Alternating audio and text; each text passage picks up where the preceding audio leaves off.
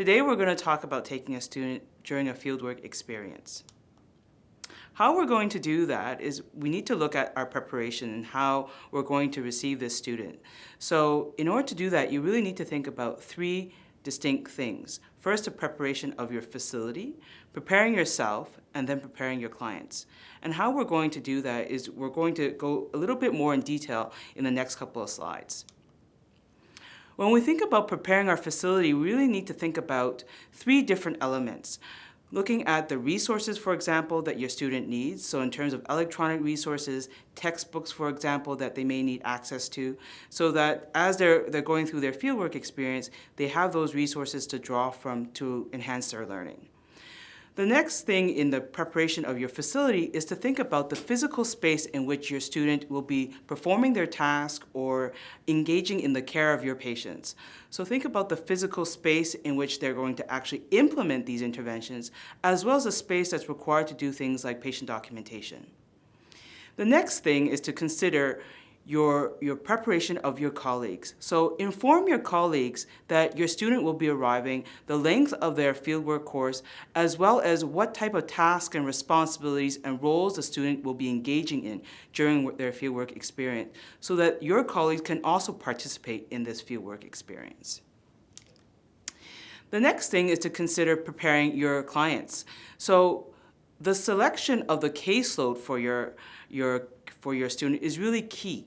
Not only informing your patients that a student will be arriving and implemented in their care, but also choosing the right type of patients for your student to see. So consider, for example, the language abilities of your patients with reference to the language abilities of your student. Consider the complexity of the case. So what type of medical conditions does your patient have right now, and how complex that case will be, and whether or not that's a right match with your student's level of learning and their expectations. Consider also other things such as, for example, the presence or the absence of family members.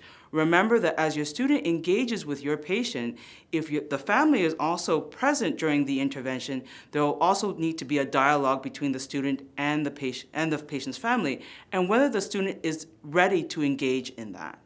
So really the consideration of your caseload is really key in making sure it's the right level of expectations for your student.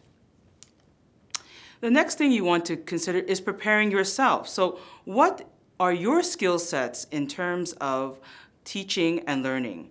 What are your areas of improvement? What are your areas of strength? And in that reflection, you should also think about things like resources that will help you to improve on those areas of difficulty or limitations that you may experience.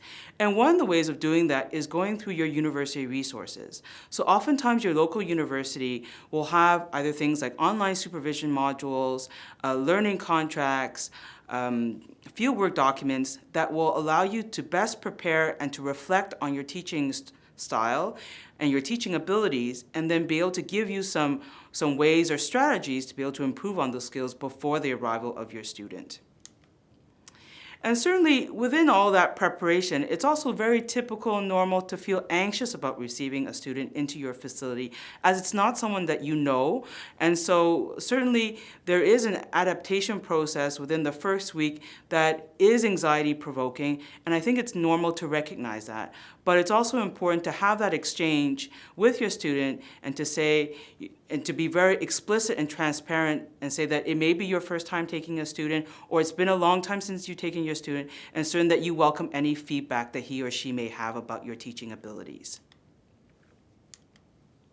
And so to summarize that, all that preparation that you do is really to be able to allow you to guide the fieldwork experience as much as possible so that you know exactly where you're going, and so that your student is also aware of what your expectations are and where she or he is going in this process as well, and what to expect.